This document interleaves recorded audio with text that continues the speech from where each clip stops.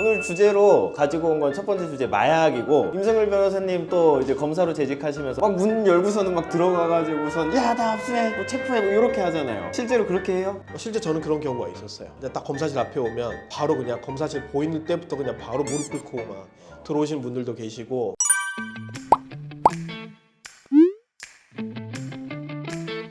안녕하세요, 변호사 형들입니다. 오늘 저희 A파트에 네 분의 변호사가 다 모여서 방송을 처음 촬영하는 날인데요. 카메라 울렁증 있는 임성열 변호사님 한마디 해주시죠. 제가 울렁증 오늘 도전자. 제가 긴장 안 하고 좀 편하게 잘 해야 되는데 세 분이서 저를 잘 이끌어 주시기 바랍니다.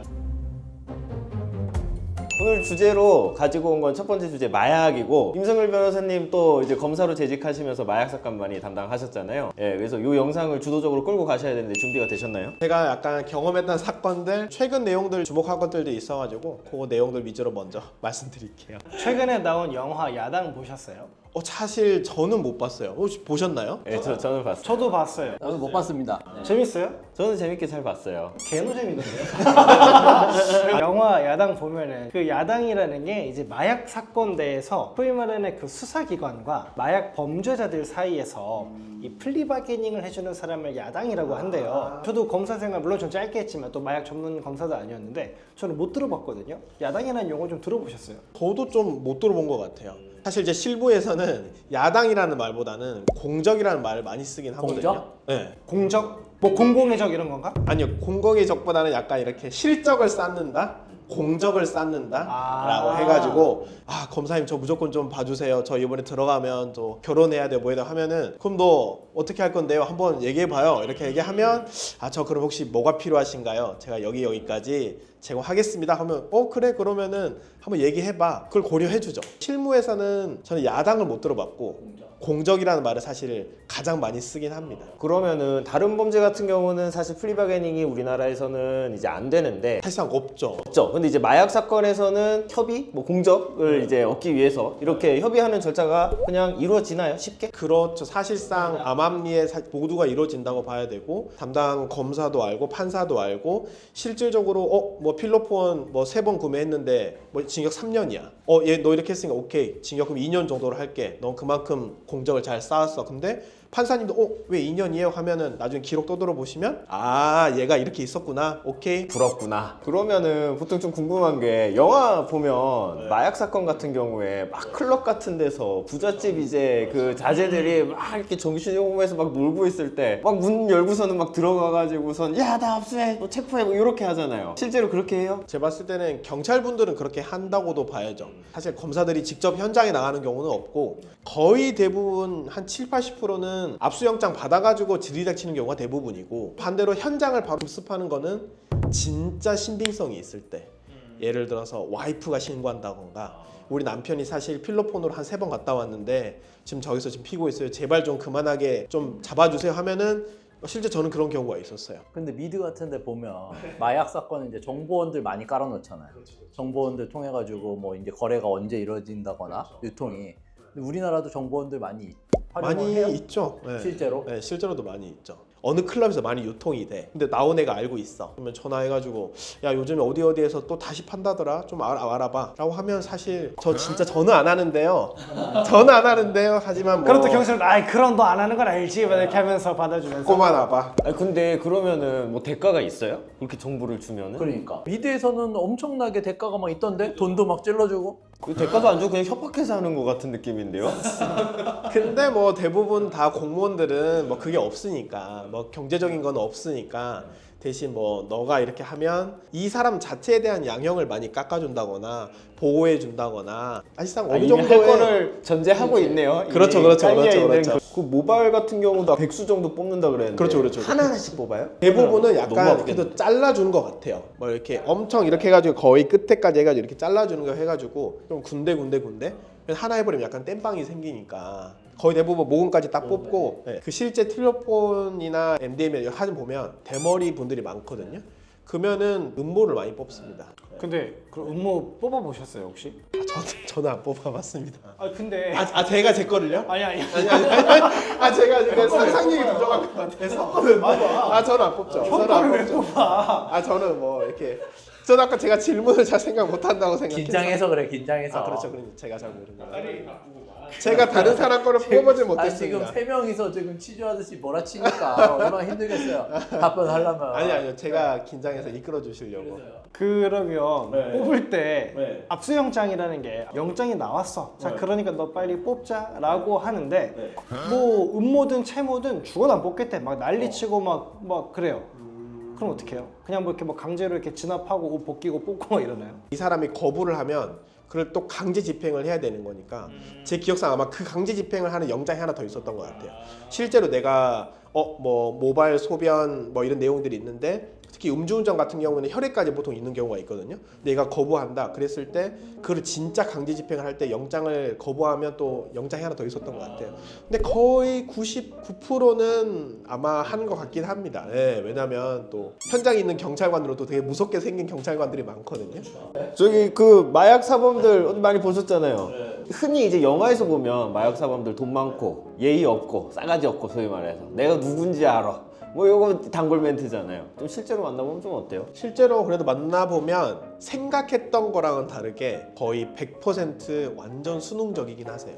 뭐 얘기를 해도 되는지 모르겠지만 딱 검사실 앞에 오면 바로 그냥 검사실 보이는 때부터 그냥 바로 무릎 꿇고 막 들어오시는 분들도 계시고. 저는 연예인 한번 써보니까. 네. 근데 뭐 그렇게 말씀하신 거 싸가지 없고 그러지가 않아요. 왜냐하면은 조사받으러 오는 사람들도 이 사람이 어떻게 해주냐에 따라서 내 형량이 너무나 차이가 난다는 걸 이미 다 알고 있고 싸가지 없는 그런 모습은 본인도 약에 취해서 제정신이 아닐 때 그런 모습 나올 수 있는데 그거는 이제 뭐 보통 현장에서 이제 체포당할 때나 뭐 수사관들한테 그럴 수 있을지 모르겠는데 뭐 그렇잖아요. 마약으로 검사실에 조사받으러 오는데 또 마약하고 오는 정신나간 애는 없을 거잖아요. 그러니까 이미 좀 깨끗한 정신으로 오기 때문에 내가 최대한 읍소하고 해야 좀 약하게 처벌받는 걸 알기 때문에 그런 사람들은 없었던 것 같아요. 저는 되게 가장 신선했던 경험은 그건 있었어요. 한 3번째, 4번째 들어오신 분인데 정말 얼굴이 해맑으시거든요.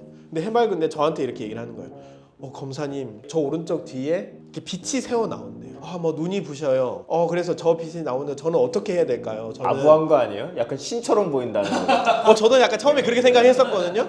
안 깬 거 아니에요, 그러면? 그분 같은 경우는? 그렇죠. 약간 중독 그게 상태로 그냥 계속 있는 계속 것 있으신 것 같아요. 근데 그 환청 얘기했는데 마약이 약간 중독되면 그런 효과가 나오잖아요. 근데 마약의 종류가 되게 많잖아요. 좀 일반적으로 약하다라고 하는 건 좀 대마부터도 그런데 대마도 그런 효과가 있어요? 사실 대만은 그런 효과는 거의 없는 것 같긴 해요. 대학교 1학년 때 대학국어라는 걸 보거든요. 1학년 때. 어떤 거? 대학국어라고 있어요. 그게 뭐예요? 서울대에서만 하는 것 같은데요. 대학 뭐? 이렇게 훅 들어오시면 대학국어라고. 국어? 대학국어인가? 국어?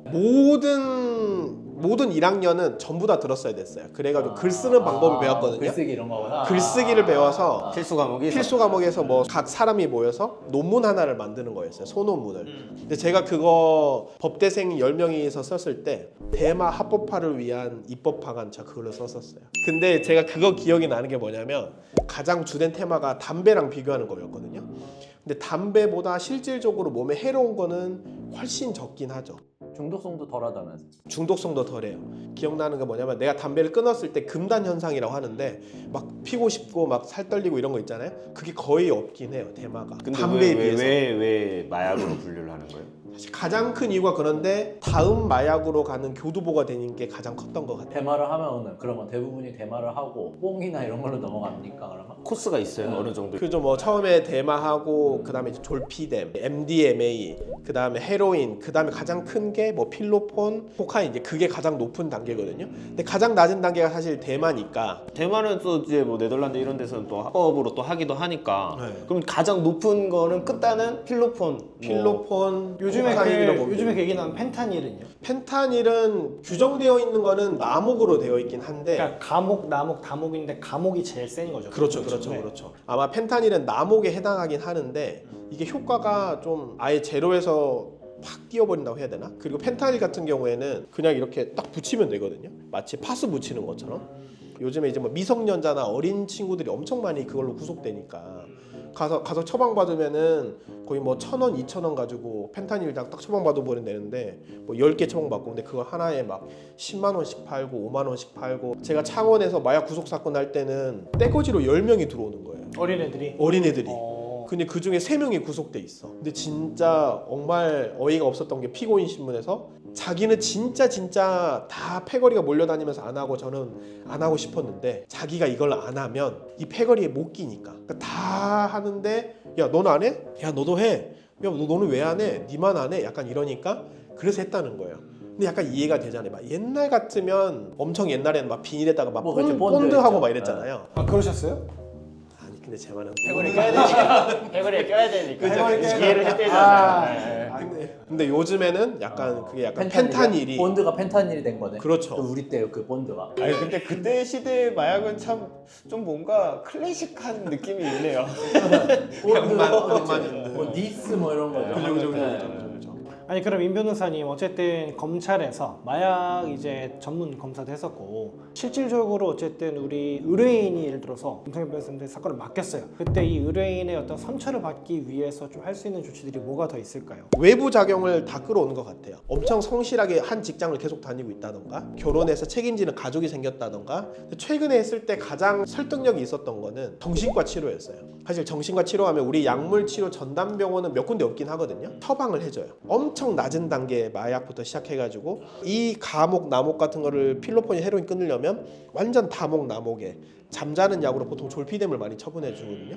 그 약을 줄여가는 거예요. 그러면은 이 병원을 오랫동안 다녔고 이 처방약을 오랫동안 먹은 게 그 의무 기록을 가져가면 이거는 가장 사실 설득력이 있는 것 같아요. 진짜 마약을 끊었습니다 라고 할 수 있는 많은 요소들을 반영하는 것도 일단 1차적으로 좋겠지만 사실 가장 중요한 면에 있어서는 이제 공적을 쌓는 게 사실 가장 좋겠죠. 근데 결국에는 이 사람을 통해서 다른 마약 사범들을 계속 추적하고 잡을 수 있게 수사에 협조를 한다. 그러면 사실 검찰 내부적으로 명백하게 공적을 쌓는 거니까 그러면 그 과정에서 의뢰인이 어떤 정보를 제공할 수 있고 정보를 수사기관이랑 뭐 검찰이랑 경찰이랑 협조해서 저희가 요 정도까지 제공을 하겠습니다. 그리고 의뢰인은 대신 처벌받지 않도록 이렇게 보호해 주세요. 사전에 조율을 해서 진행을 하면 검사님 입장에서는 가장 확실한 내용이잖아요. 이 사람을 통해서 다른 사람을 잡을 수 있었고 사회에서 어찌됐건 더 많은 마약을 적발하고 끊어낼 수 있는 거니까 사실 그 방법이 가장 지속적인 방법이긴 합니다. 마약 사건에서 변호사를 선임해야 되는 가장 큰 유인 같기도 하네요, 사실.